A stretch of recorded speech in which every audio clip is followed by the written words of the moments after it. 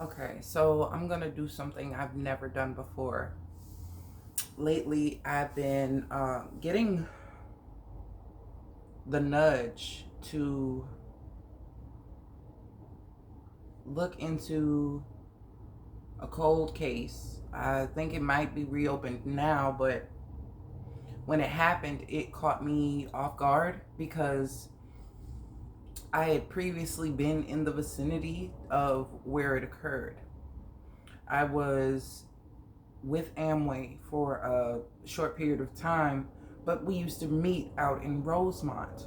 And in Rosemont, I had taken a turn after leaving a meeting and actually made a left instead of wherever I was supposed to turn. And I actually ended up in front of the Rosemont Hotel.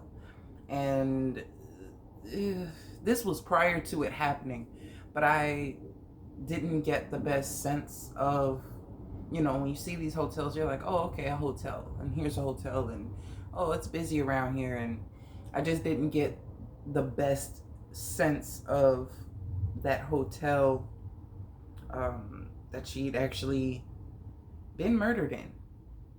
So for weeks, she had been heavily in my thoughts and in my spirit and on my mind. And it was a lot to take in because I am usually visited by people who have either committed suicide or have been murdered. And they typically are people that I know personally. So this was a little different versus what I was used to. So I'm gonna roll with it and actually do a reading, and for once actually record what I'm getting, because I don't know what I'm going to see. I don't know. I have a few different card decks here to get a better gist of what was going on a spiritual aspect of it. If it was some type of warfare, what may have been targeting her or influenced her attack, if that makes sense. We always see what's topical. Oh, people were drinking and people were partying and something went haywire and this and that. But this was along the lines of the spirit of homicide, suicide. They're closely related. Murder, things of that nature.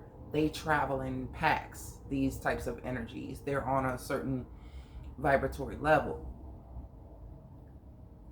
of that hotel.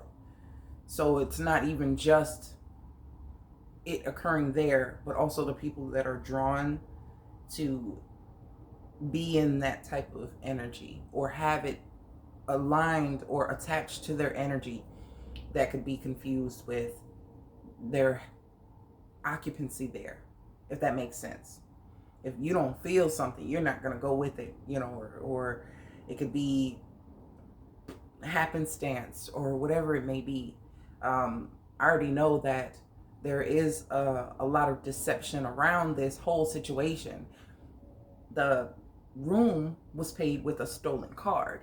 So here we go with the types of energies that travel together frequently. Deception, theft, illusion, just it's mischief and mayhem. Okay, so I'm going to pull an archetype card to start the reading. Like I said, I've never done this on camera. Anytime I've done a reading for a departed loved one or just maybe a celebrity that is in my energy, I typically don't record it because it seems very private to me. But there's something about Kanika that wants it to be told. She wants someone to know. There's a feeling of, being alone and not having the help and kind of being left to your own devices. And that's pretty much evident from her being unattended and whatever was in her system attributing to that, where people didn't want to be accountable. So I think where I'm going to begin with the archetypes,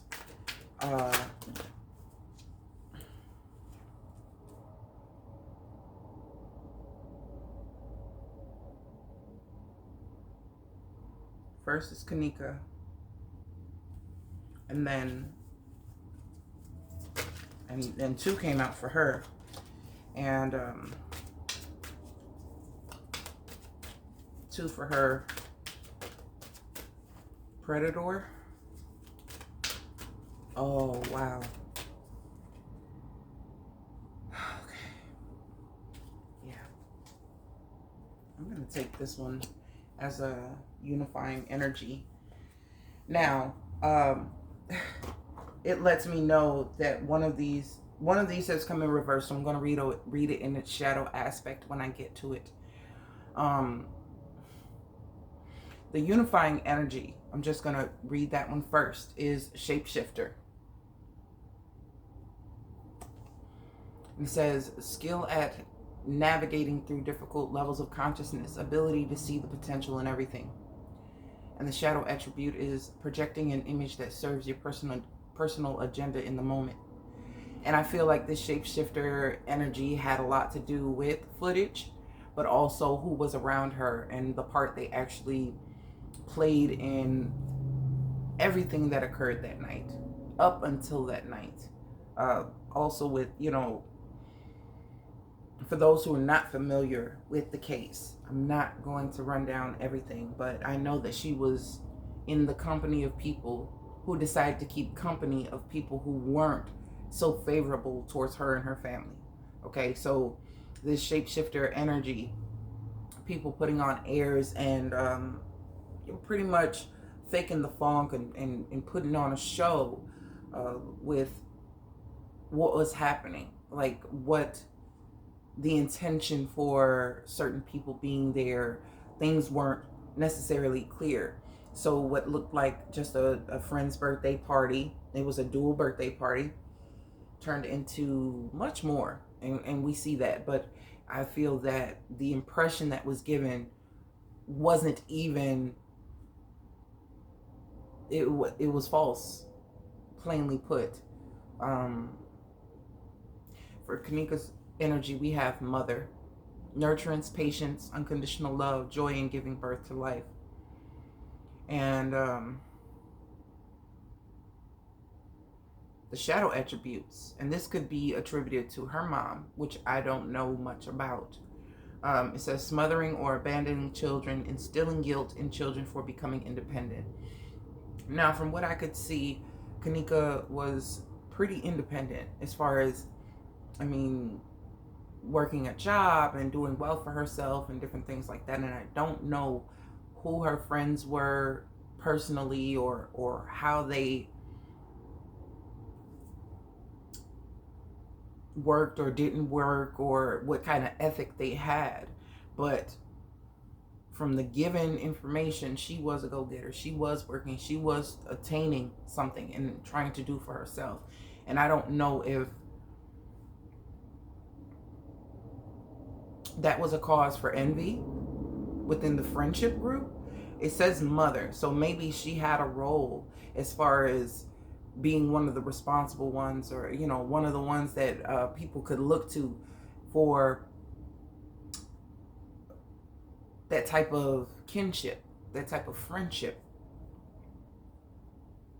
a joy for life. In giving birth to life, it could be giving birth to new projects or starting a new chapter of life. And it seems like because this ending came, she could have been venturing out on something brand new.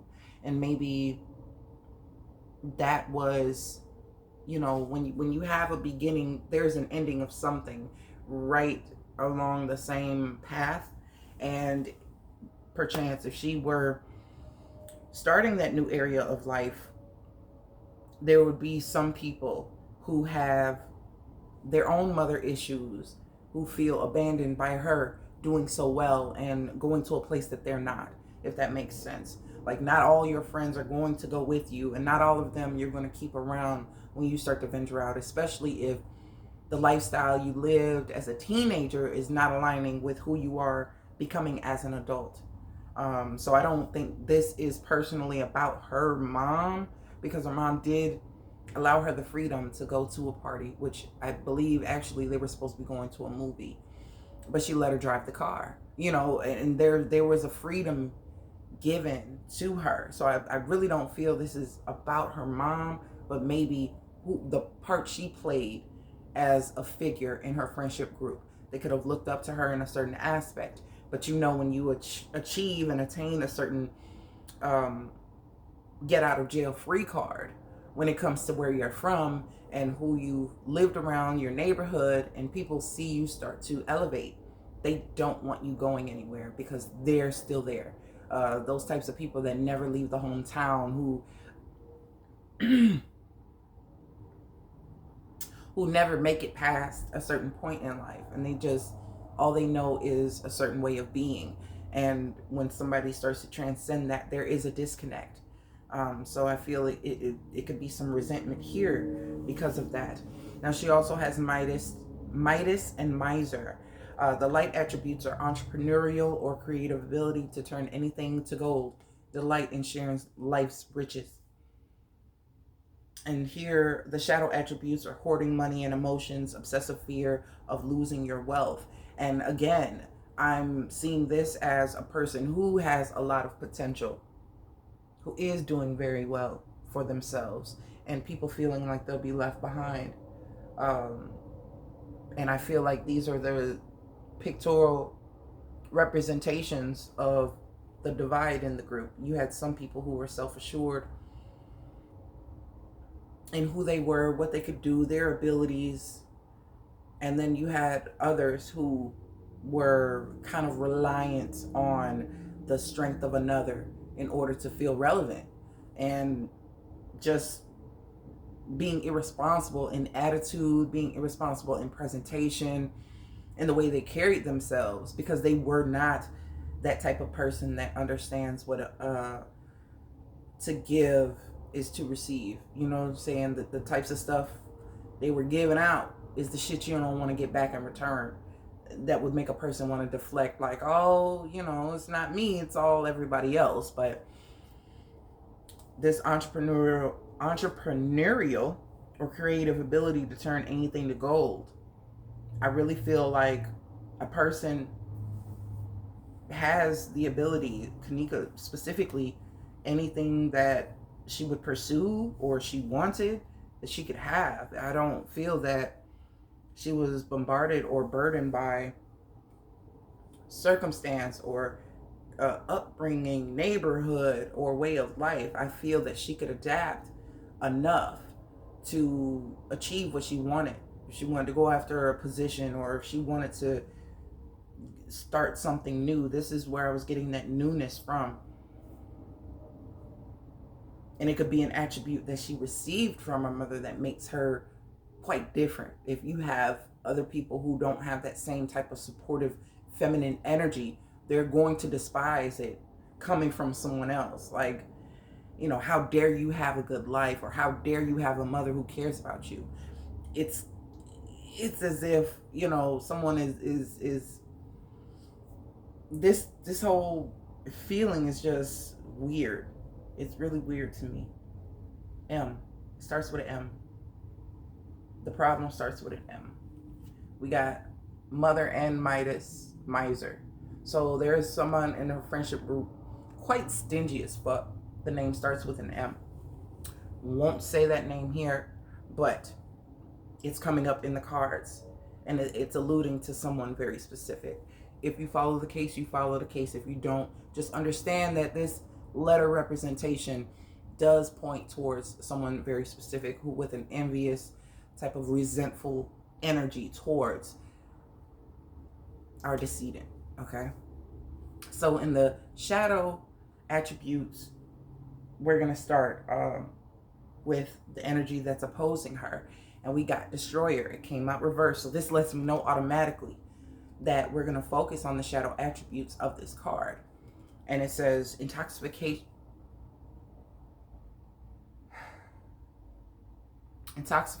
with destructive power, destroying others' dreams or potential.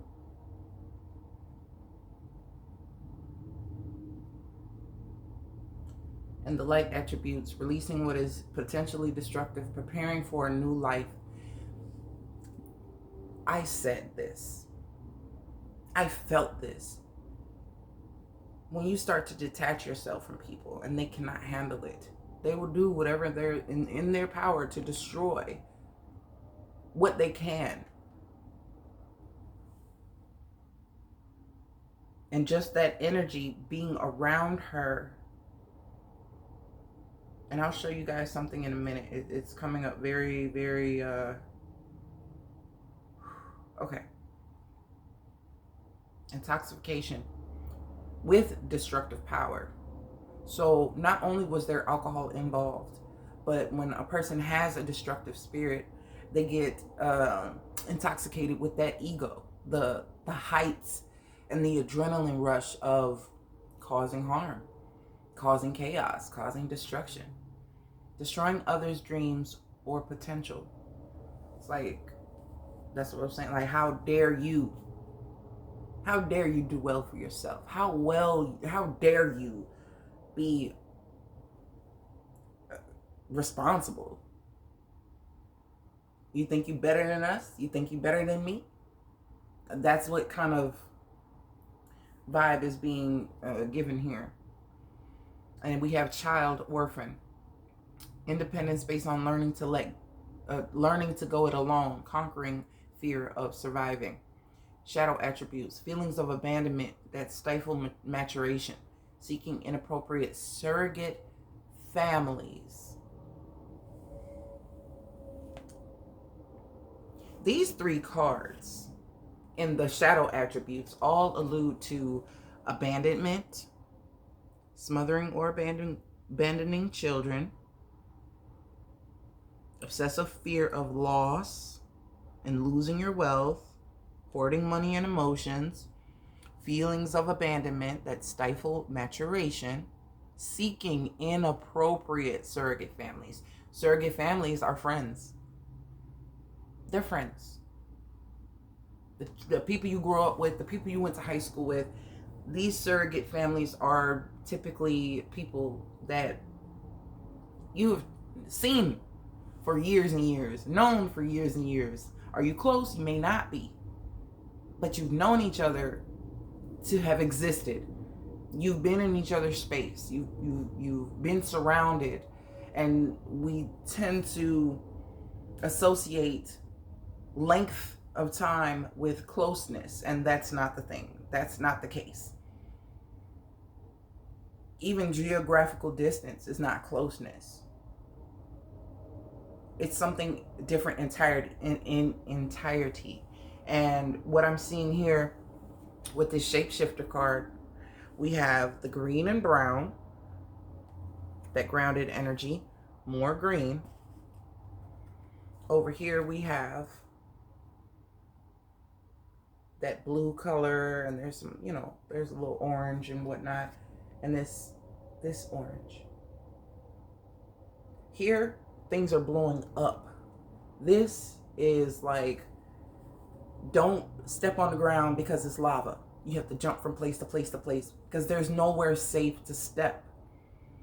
And the thing that is missing is this purple.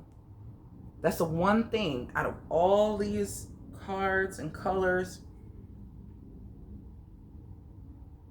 that's not really being represented. Even the color of this card, Destroyer, it has like a dark purple type of color, but it's not the same. This is a little more clear. This is a little more, you can decipher this color. This other energy is muddied. And the thing is, the person could have clung onto Kanika as a figure of feminine authority, as a female to look up to. But sometimes people don't know that admiration and envy are very close in proximity. There's a thin line, just like love and hate. There's a thin line in that polarity, because it goes through stages still. Love, admiration, gratitude, neutrality. You're just being neutral, and then annoyance. It has its stages until it manifests on that other side.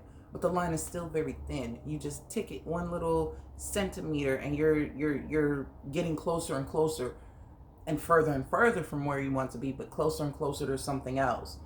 So this person could have been looking at this girl as like a young woman, as a woman, like knowing that her potential to grow into a woman of integrity, grow into a woman and she was human. She's human. She wants everybody to remember that. She's human. She drinks a little bit. She parties. Okay, cool. Dresses how she wants to dress, acts how she wants to act, but it's all within reason. Some people don't have reasoning. Okay, and when they don't have limits, because they're intoxicated with destructive power, feeling like, well, fuck, that's not going to make the difference of anybody staying or going. Everybody's always leaving. I'm always left out, or I'm left with, left without, I don't have, and this and that. It's going to give more momentum to that negative feeling and negative ability, because that's an ability too to cause chaos. Like, it can be used in its light attribute, and that could have been where they related. They both had a destroyer energy, but not in the same context. The light attribute is releasing what is potentially destructive. So if a person has the power of a destroyer in a positive attribute, they'll be able to recognize something that is destructive and say, I can destroy this connection. I can destroy the way I relate to this person, the way I communicate with them, how much I give them of me. We can cut this off. Not even having to voice it, but it's an energetic thing. So when a person you start to set up your boundaries, or there's only a certain closeness a person can get to you, and they really want to be closer, and out of fear of losing that, they can get very destructive.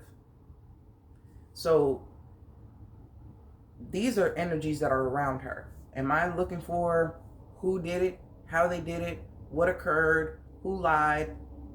Not necessarily. I wanted to see the energy of influence in her environment, to understand what things were attracted because of that energy that was being put her way.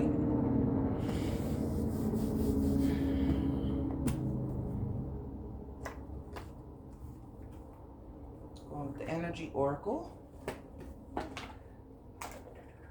Typically, I wouldn't use this for, oh wow, storm warning. We have happy family.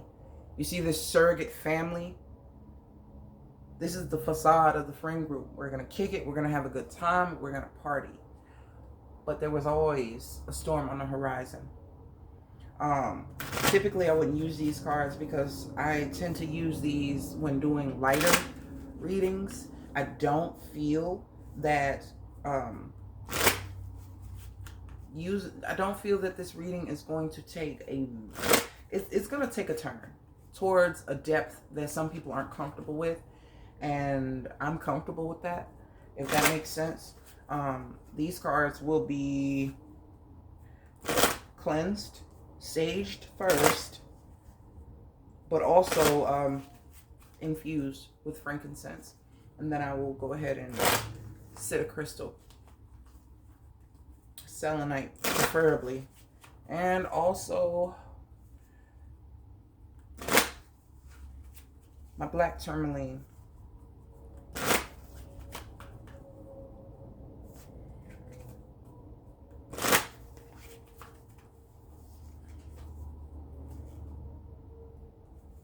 because I can't cleanse my selenite crystal in water because it's water soluble. It's not supposed to be.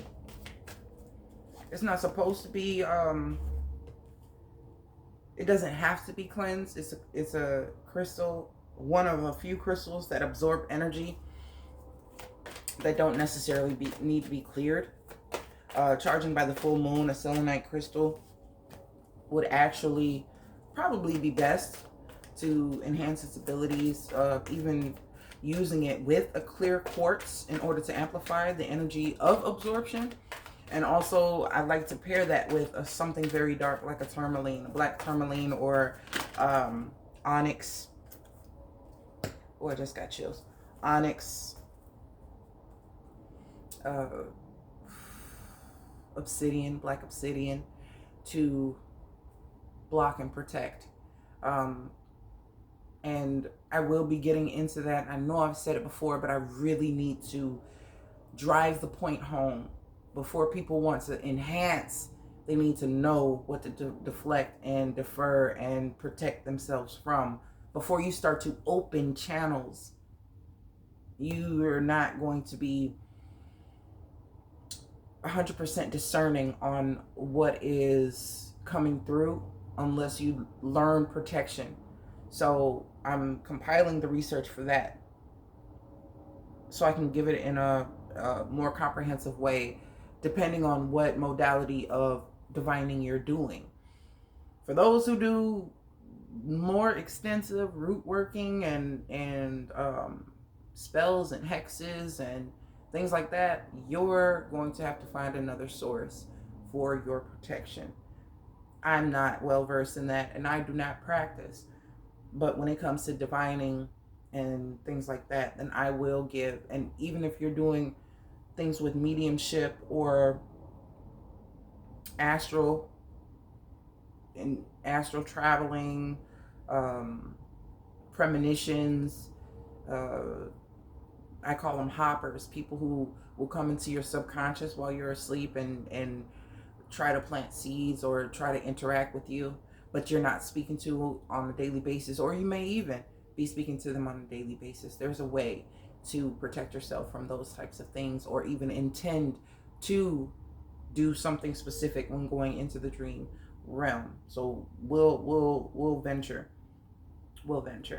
But this energy oracle is bringing out attachment. I'm gonna leave it at that. I don't have to go into detail on that, but I know that there was I'm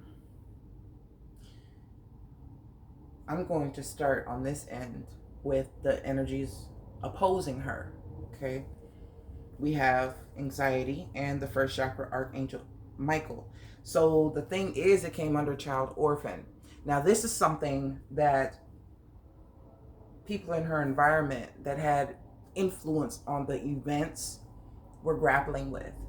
It's a root chakra blockage of anxiety, the feeling of being abandoned, left alone, unwanted, unloved. You know, whomever is looking into people around her with the letter M in their name, first name, shit. You need to look at the connection to their parental figure and what transpired there, because it influences how that person viewed, treated, and interacted with Kanika, if that makes sense. Okay, so we have Destroyer and 7th Chakra. We have 2 chakra cards coming out, which lets me know this was going to happen, undoubtedly. But there were guides kind of alluding to, hey, like, there's warning flags going off. I don't feel that it could have been avoided. I honestly don't. I think it happened the way that it was going to happen. But I feel like because it was still going to happen, there still had to be watchers and guides and angelic presence around the situation. Even still, not to prevent, but to is still a covering. Though it transpired, when a person has a covering on their life, they still have a covering on their life, even in the moments of death. Because once life is transcended and you do transition, your guides they're right there with you, making sure that you get to where the fuck you're supposed to be going. So the influences were Uriel and Michael. This purple is now coming up. This lets me know that purple we were looking for, this was too dense. This is on the lighter end. These energies were colliding.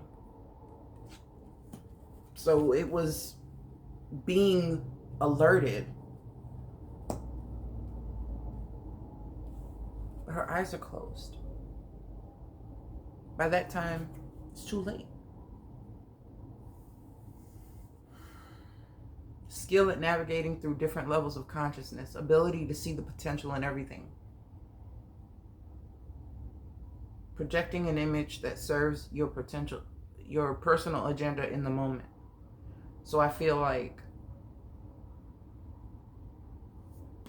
the most prominent colors here that were coming out were these two. The green, brown, and then this orange here. It's less blue than anything. And less purple. So the realms of consciousness were on a lower scale. And once a person gets inebriated, they lower even more. Unless they're in a stage of managing their ability where they can reach heights while under the influence. So some people, uppers take them up, lower, downers take them low. So alcohol is not an upper, it is a downer.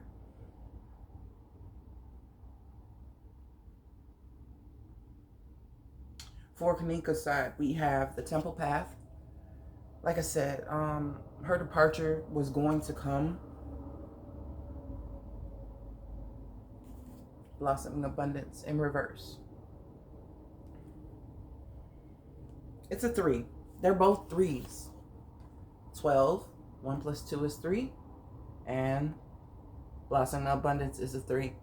So when it comes to expansion, even if we relate it to the numerology of the tarot, to have a 3 in reverse, I would see this as like the 3 of cups in reverse. In this context, not always. This temple path is a 12.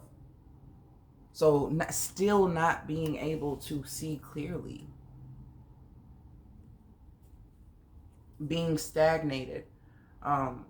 Being unable to actually move from a situation or alter a situation. From head to toe. Being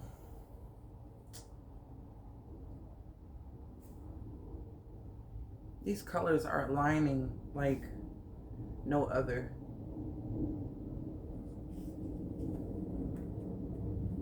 The greens of this mother card, temple path.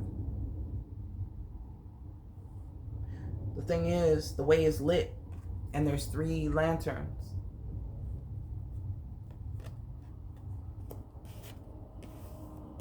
This Midas Miser card, it shows me greed when the blossoming abundance is in reverse. And this is how it's being perceived. That a person's being stingy, person's being greedy, person being uppity and you know what I'm saying? Just, this is the perception of her coming from someone who has all the anxieties of a child left behind. They pretty much have that same type of lostness. These 2 cards do. Okay.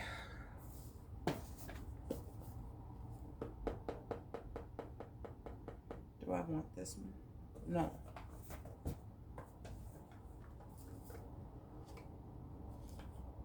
I'm gonna go dark. And then I'm gonna bring it back up.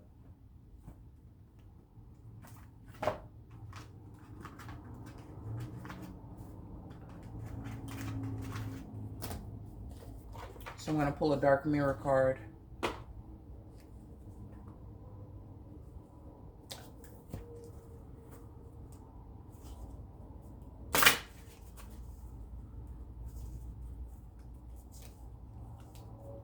Now I'm going to pull one of each of these.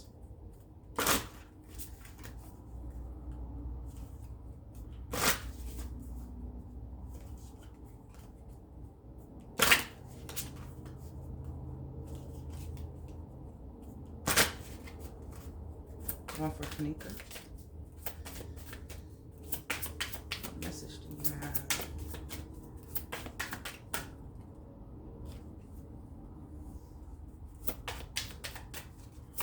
One for her.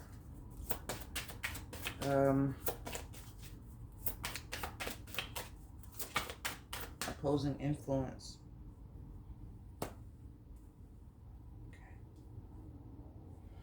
At the bottom is artificial heart. The love wasn't real, man.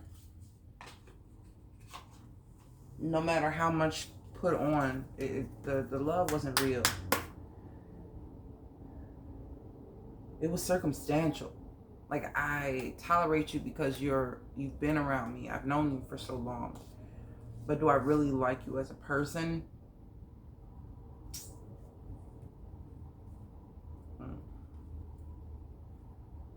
And that can go both ways. Downcast pride. The root of sadness and grief is deeper than the skin. The only delusion is the gray sky.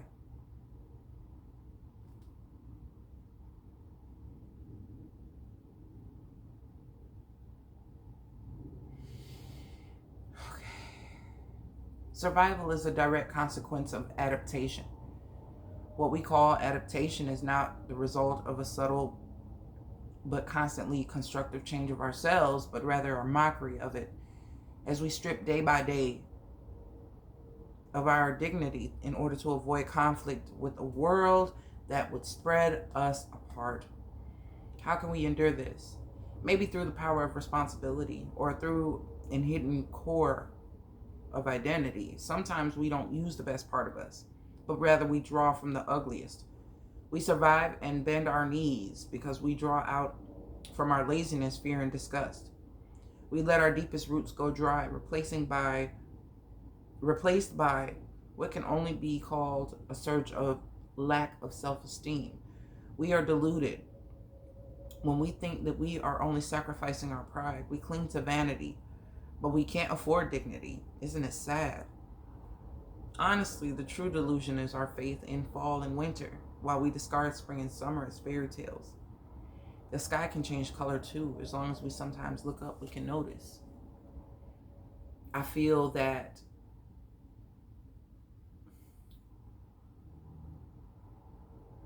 when you know who you are, in your friendship group or whatever, and then other energies are added in,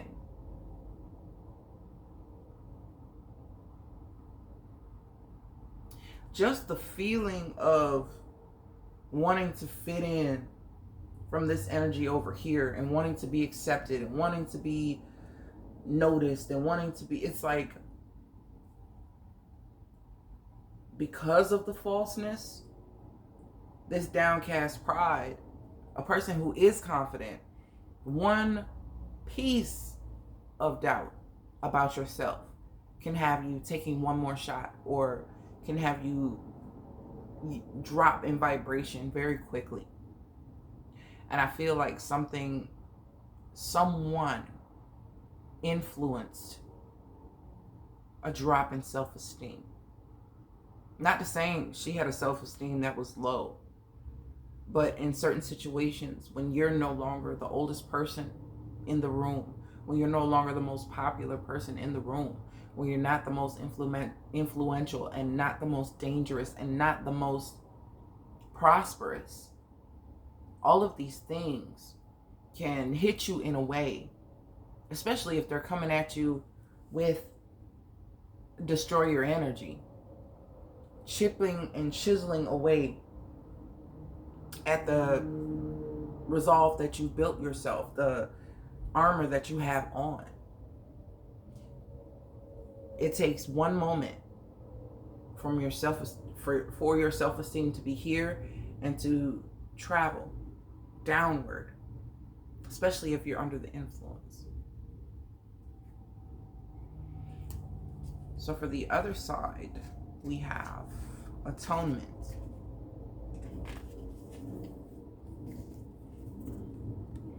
Accepting pain is a way to survive the pain. Not all things burn, but some should.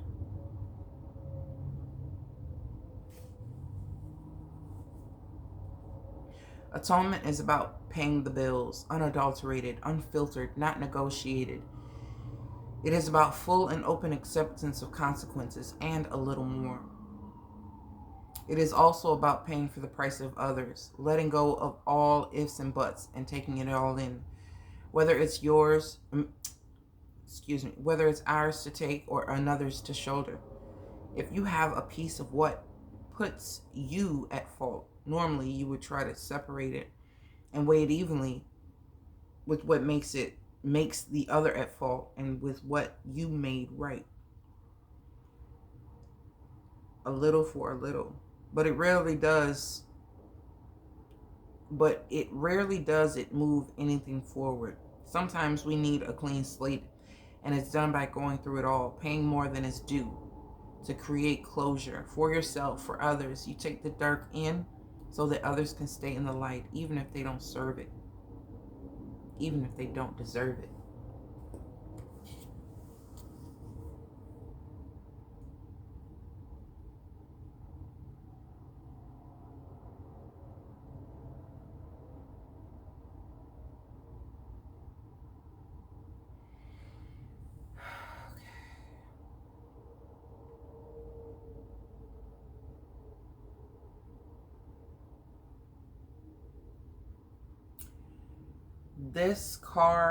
These cards are more about the why. Why they're showing up in each other's environment the way they are. I think Kanika's whole existence influenced someone else's pride to be shot to hell because they already didn't have a stable foundation of self. That's evident. And I feel like downcast pride was a reason why. And I feel like atonement is almost like, this reminds me of the Ten of Swords in the tarot. There are 10 swords in her back, I think. 11.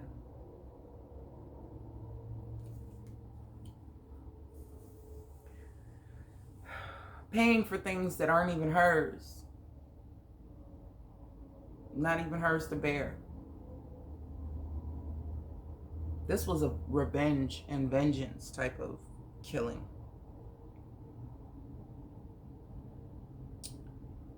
This was, like I said, this is the type of energy that is surrounding the events of this night.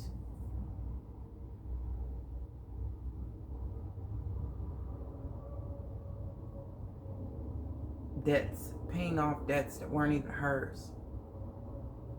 And the thing about it, we did lose Kanika as a collective. That killing, that death hit a lot of people in places they didn't think it was going to affect them. Thing is, she is of the light. Being atoned for things that weren't even hers, to have to pay with her life for something that wasn't even her doing, her burden, or her own debt.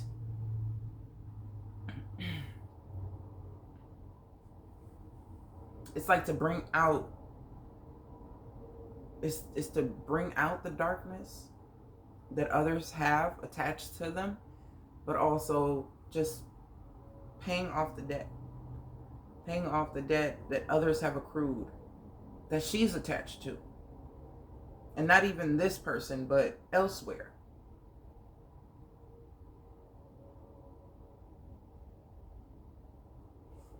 She could have received the debt from her mom. She could have received the debt from her brother. She could have received a debt from a family member. So this atonement, her being in the crossfire, this situation being what it was, all to amend karma on someone else's behalf, was very, very strong. Especially with the severity of what transpired. You can't get any more deliberate than that. This puts me in the mind of Tuka and how it was vengeful. If anybody knows anything about that story, I'm from the Midwest. I'm from Illinois. So these Chicago style offings are very dramatic, and they're very deliberate, and they're very, like, unmerciful.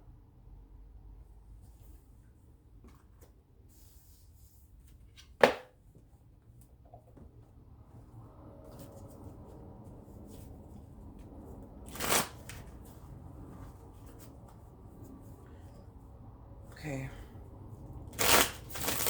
Who attacked Kanika? Now this is going to allude to the influence of who attacked her. And I feel like it was more than one energy. So I'm going to pull 3.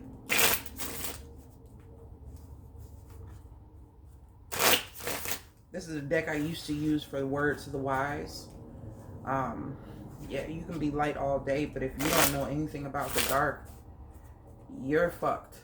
Honestly, if you spend all day out in the sun playing and you come into the house and there's no lights on, you won't be able to see. Everything is going to seem blurry. You may hurt yourself. You're going to hurt yourself. You know what it's like to come in from a bright ass sunny day and try to go inside where it's more dim. Your eyes don't acclimate quickly. So if you are not 100% strong in your environment, like Jennifer Lopez in The Dark on that movie Enough, you're really gonna mess yourself up. Who attacked Kanika?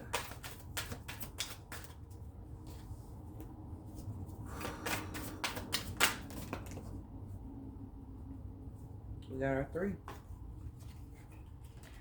All right, these 2 came in the reverse though. So we have Brooms, Barith, and Amon.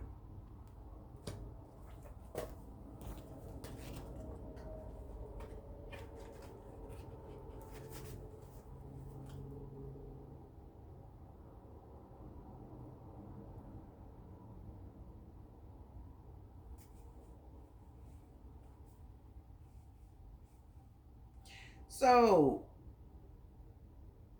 there is some witchcraft involved. I do feel that I wasn't sure. This is very specific, and it came in the upright.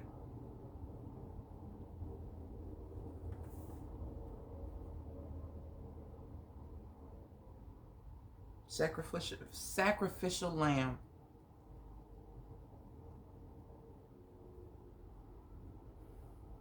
Atoning for someone else's.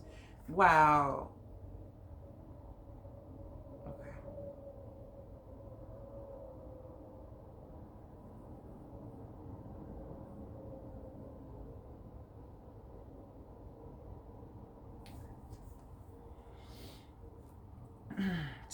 To this day, the broomstick is used in many rituals as a symbol for the air, for flying, as a tool of purification, sweeping, and even a symbol of kitchen witches, domesticity, and home.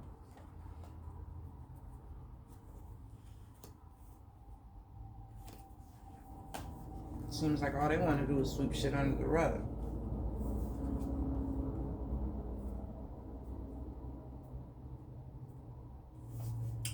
Okay.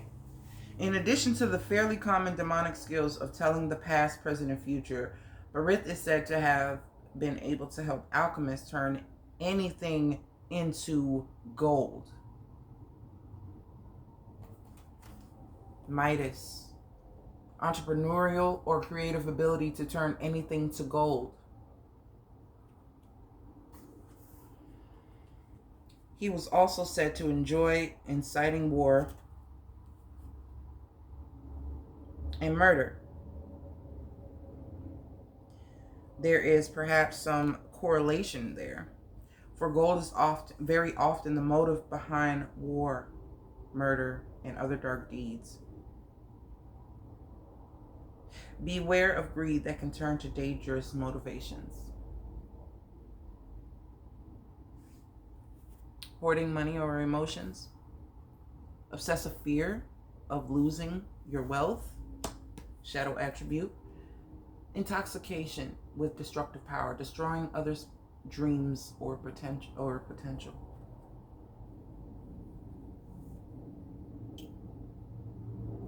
Projecting an image that serves your personal agenda in the moment.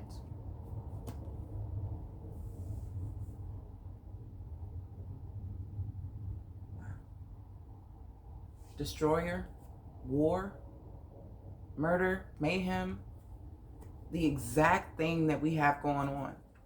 This is an energy influence that someone was carrying.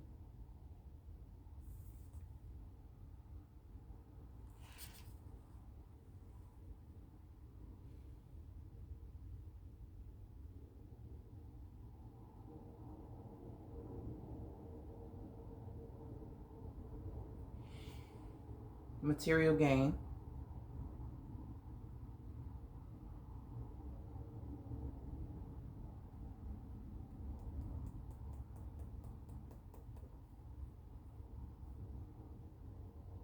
Thing is, this energy was in her vicinity because she has the Midas energy.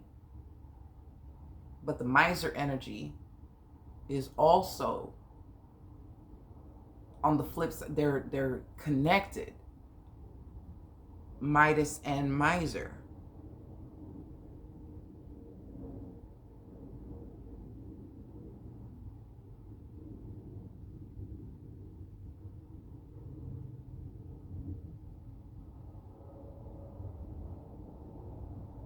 This could have been a paid hit. This could have been blossoming abundance. Somebody could have been losing money and had the fear related with losing money. Also with anxiety and first chakra being in the reverse. Somebody's stability, somebody's home, somebody's money, somebody's reputation was being called into question. You have Kanika with the Midas energy and someone who is fearing losing what they feel is finances or value, which could be their face card, their name, their persona. So this was set up and carried out like a ritual. It's step 1, step 2, step 3, step 4. Now the variables and the things that transpire in between time, you still had a Kanika walking around. You really can't account for that. Not specifically. Even in an inebriated state, she was trying her best to go around, look around. Her consciousness, her levels of consciousness were impaired. So you have to understand. But this man,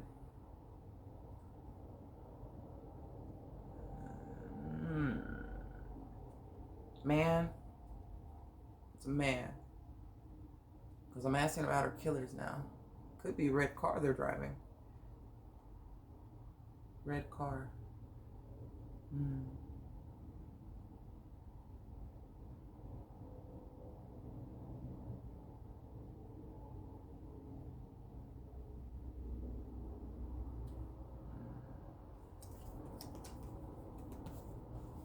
I'm on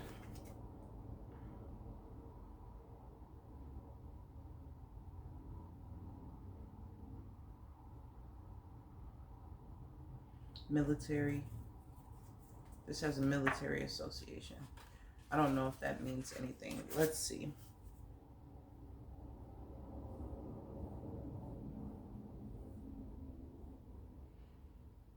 This is upside down. If Amun-Ra and Aman are indeed the same being, perhaps that is the reason why Aman's gift is the ability to mend fractured relationships. After all, the excuse for a severed relationship is often we're different people now. It is possible Aman knows better than most that it is possible to change so much as to be virtually unrecognizable and yet still be the same person underneath.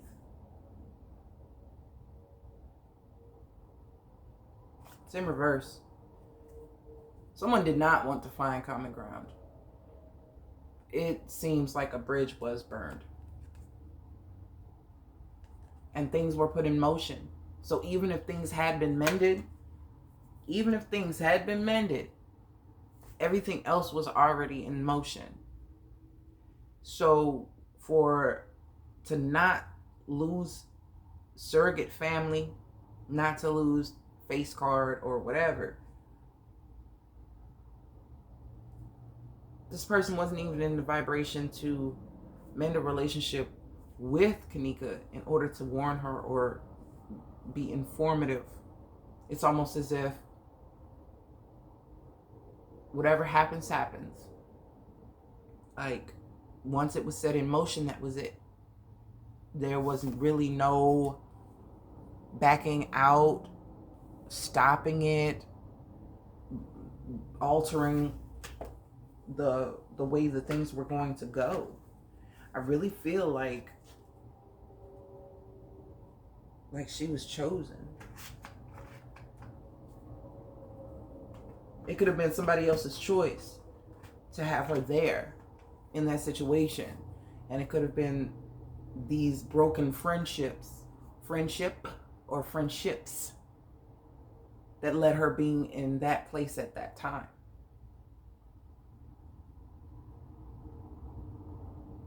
That's not even where they were supposed to be.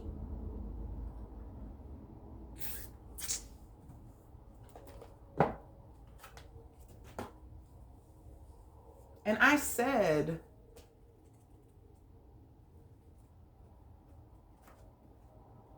we're different people now. When I said you start outgrowing people, when I said that, I knew that.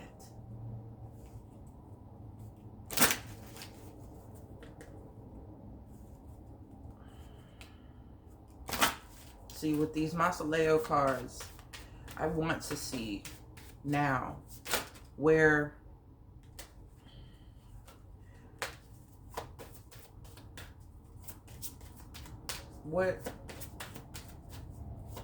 who, okay, let me get my question clear.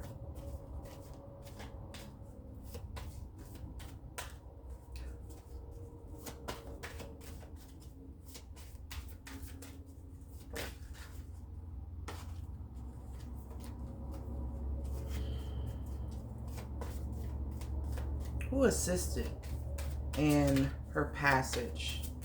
I'm talking about etheric now.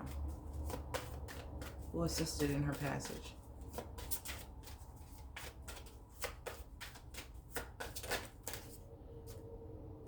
I got 3. Got Jeannie the maid at the bottom. Jean, the maid. Guardian of Saints, humility, disillusionment, champion. I do like that. So we got Set.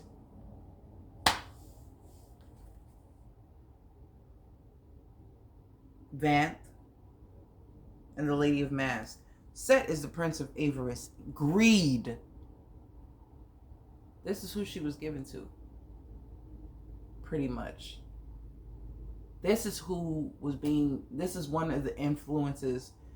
And they were just talking about Amun-Ra, right? So we're getting oh my God, my Egyptian Book of the Dead is on its way. Listen. we have Set here, the Prince of Averies. Short-sightedness, ambition, and narcissism. This is going with this miser card. This is going with this blossoming abundance in reverse. This envious, greedy thing is, whoever used Kanika to pay off a debt is still indebted. They don't know it. They don't realize it. They're paying off a debt, creating a debt. It's paying a credit card off with another credit card. You still end up owing. And they don't see that short-sightedness, right? So Vanth, caretaker of the lost, respite, assistance, memory. Kanika left in a way where her consciousness was not intact. She was hovering, right? She's in the physical and not in the physical at the same time. She was operating from a place of subconscious fogginess. So when she did depart, she didn't have the clear mind of a person who knows that they are dying or is aware of where they are or anything like that. So this is caretaker of the lost, and it's the reason why she's being helped by every person who looks into her story, who tries to break it down. They're bringing more details into conscious awareness for others. And this is at the same time assisting her consciousness and subconsciousness, even in the spiritual aspect, piece together what transpired. The details are still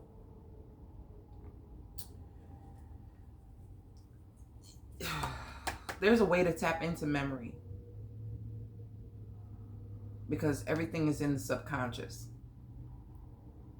But if she wasn't even fully connected to her subconscious and she was hovering in the middle between consciousness and unconscious or subconscious,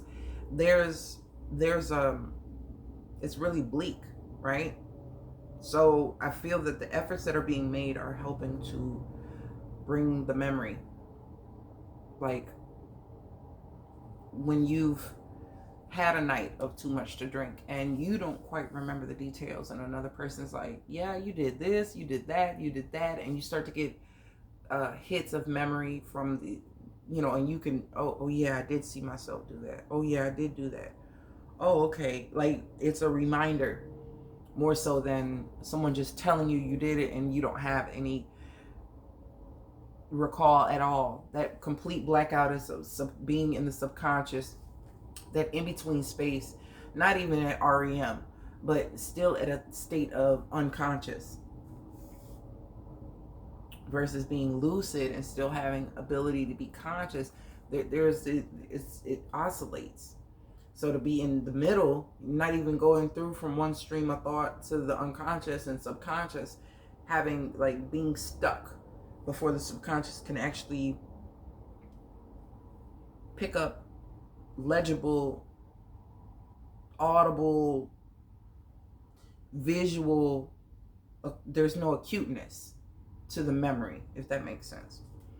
So we have Lady of Masks, the Shaper, reclamation, vanity, surface appearances. Sound familiar? Shapeshifter, vanity. So we have two deadly sins here.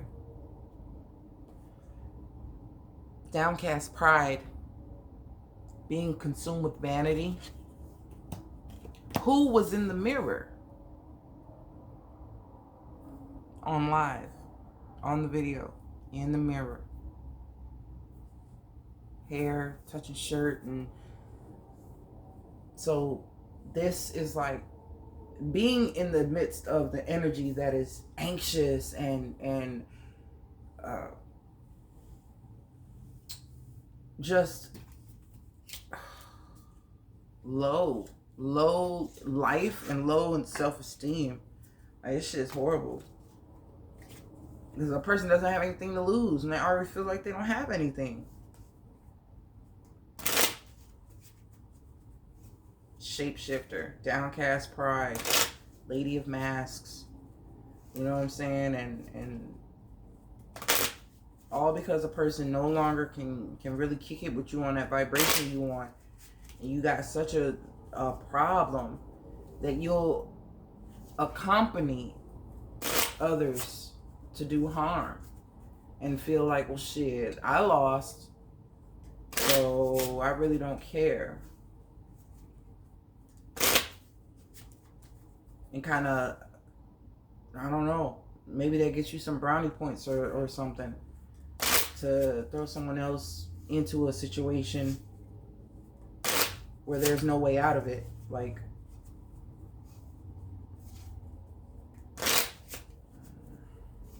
that's crazy. I just got my bicycle deck here. I'm gonna pull up a couple cards.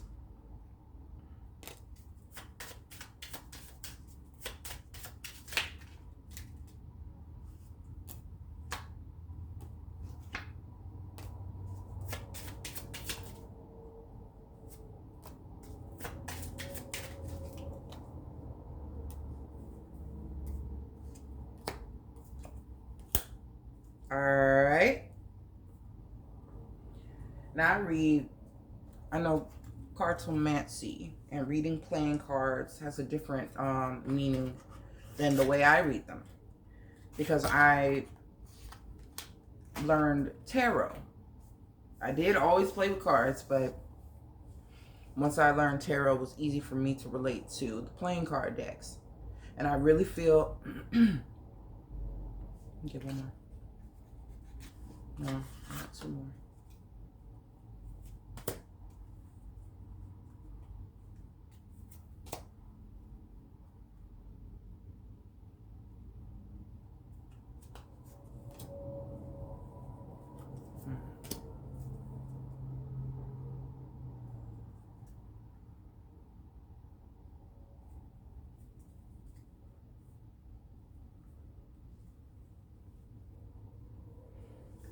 Six of Hearts shows me familiarity with her killer. Not necessarily fondness, but familiarity. On Lady of Masks, we have Queen of Hearts. On Mother energy, we have King of Swords. So Kanika could have been coming off with this energy of cutting shit off, nipping shit in the bud, being resolute, astute. Like, no thank you. Lady of Masks that has the vanity is the Queen of Hearts here. When it comes to the Miser, I'm getting the Ace of Spades. This is telling me I was right on the money. It's just, you know what you know, you said it, you spoke it. But it's also saying that it's very clear. Like, you will be able to tell who was stingy and who was... From a person who is in a state of lack, everyone feels stingy. From a person who is very bountiful and very prosperous, they're going to identify the people who are stingy, but also the people who give and share and make and prosper like they do. So when you're in a position of miser, you're only going to have the perspective of everybody who has more than you do, or you're going to look down on people who have less, because it's still of a lack. It's still of without energy. 5 of Diamonds on anxiety and root chakra. Again, with that miserly energy. We have blossoming abundance. 7 of Clubs. So, like I said, somebody was, they wanted to save face. They wanted to protect their face card. But also keeping Kanika from getting what was actually hers, trying to give her something that wasn't hers. You see what I'm saying? Like, I'm gonna keep you from getting yours and I'm gonna give you something else. Atonement. Temple Path, we have Ace of Diamonds. Now this lets me know her transition was her opportunity out of this cycle, because Vanth, caretaker of the loss, she's going to be taken care of where she is.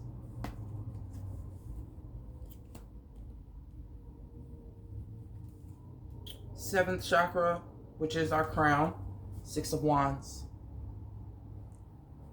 Okay.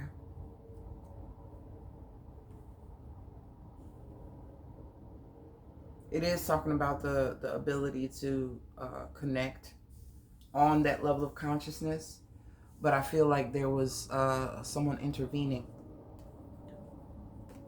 We have the King of Wands.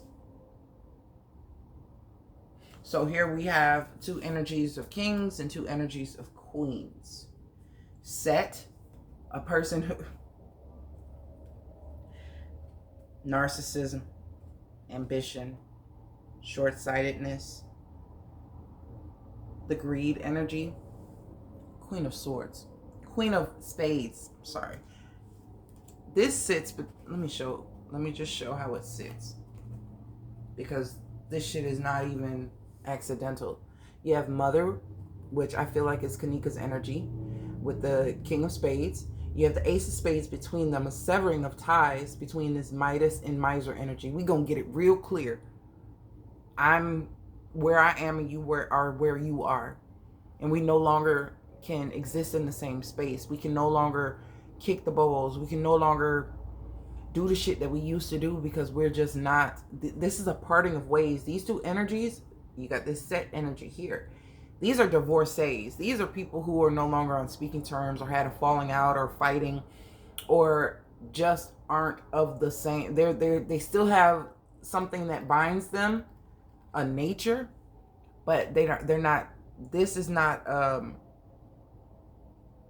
together energy. These are two separate energies, but having interacted with one another can kind of they can speak the same language, if that makes sense. The cutoff could have been swift. It could have been spoken without being spoken, but just a recognized cut the fuck off energetically. And this could give a person ammunition because of their greed to be a destroyer, inflict as much damage as they can, or help others inflict as much damage, and not really understanding the depth of their decision to cooperate with those types of entities, and the people who have been host to these entities, not even understanding.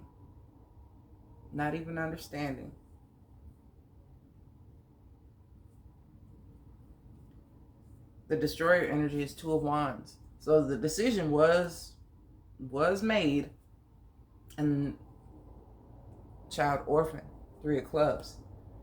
This together though, you combine this child orphan energy with the destroyer energy, and you get that Five of Wands, that conflictual energy.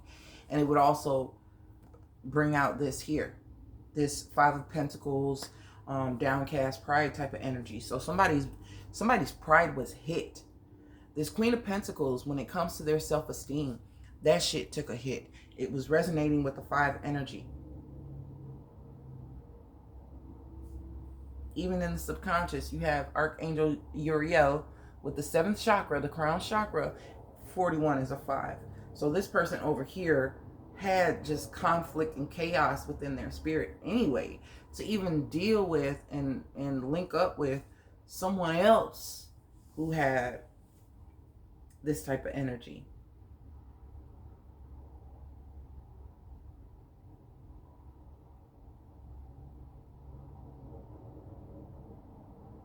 Thing is,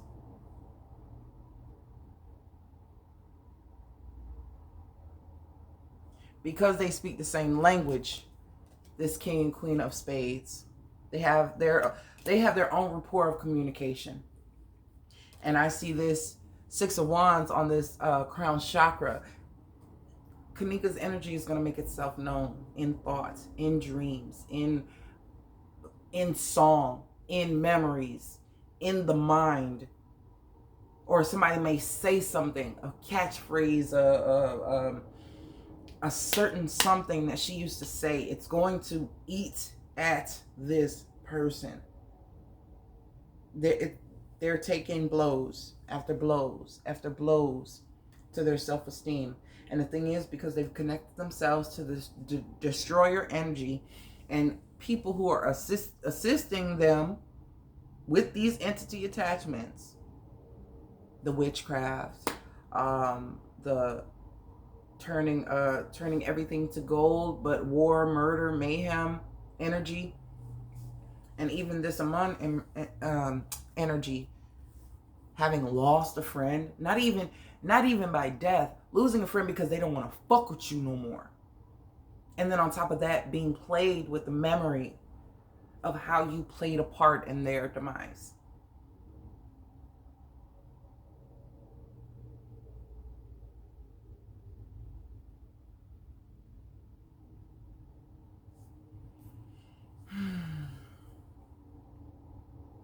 That is going to help Kanika. Respite, assistance, memory. With the 10 of Hearts. Because it's going to be even more clear how greedy people could have collected on this. Thing is, Kanika has 2 aces on her side. 2 aces and a king.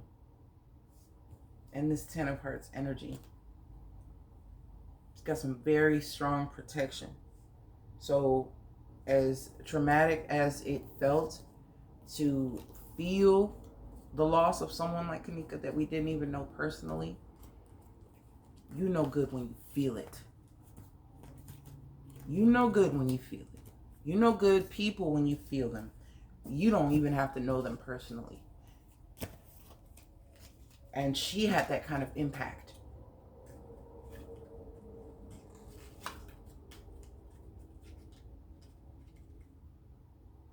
So, that's all I have for this reading. If you want me to do more readings like this, I might be up to it.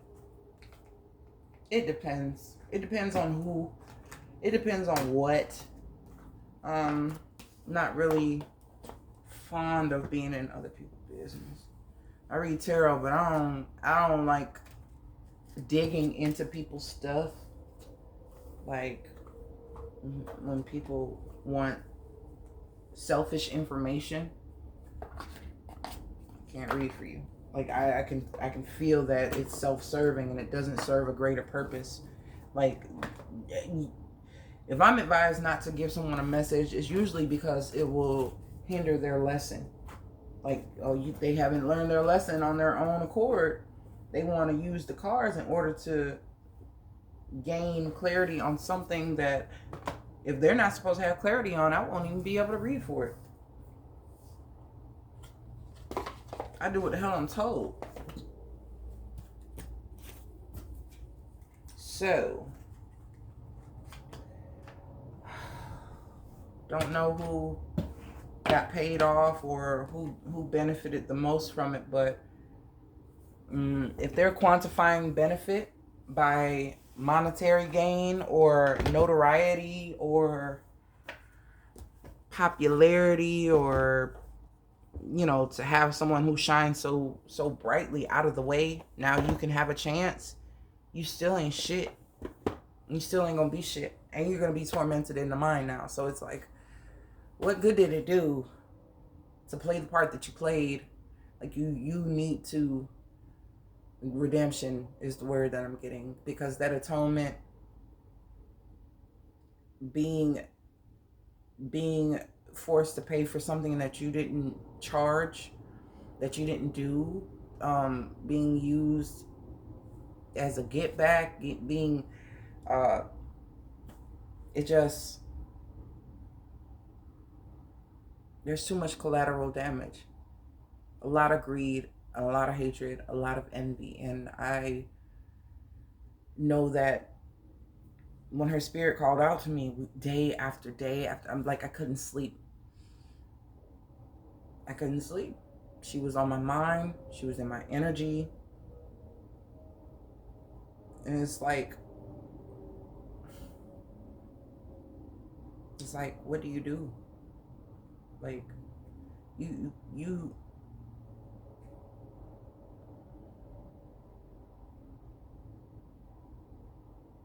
I don't even know what to say at this point.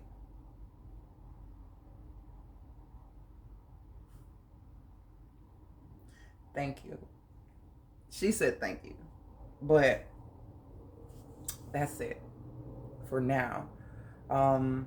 If I have any updates or any impressions or any more hits, then I will maybe update you. It depends if it's really, really personal for her, then it won't be a moment for the camera. Confidentiality is key. If it weren't for her permission, I wouldn't be recording this.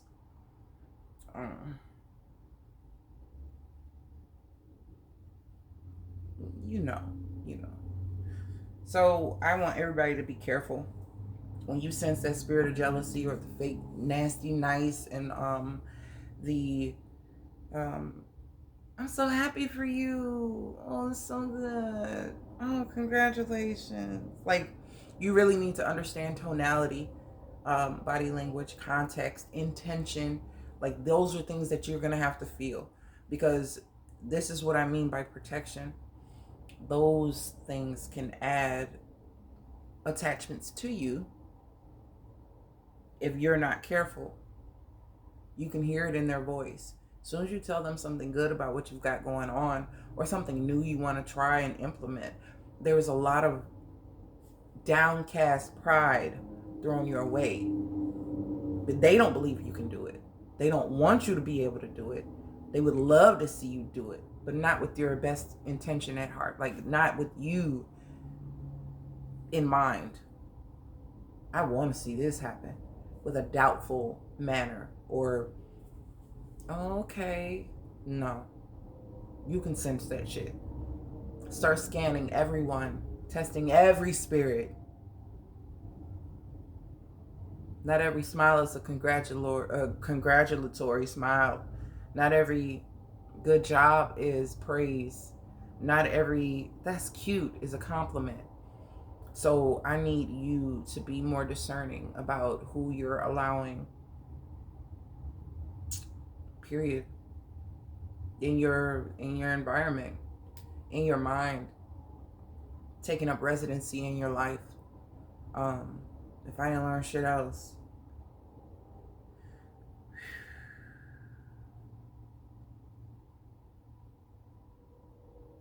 so I don't know. Comment below.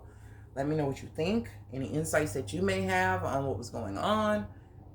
Anything you may have found out through your own investigations. I would like to hear it.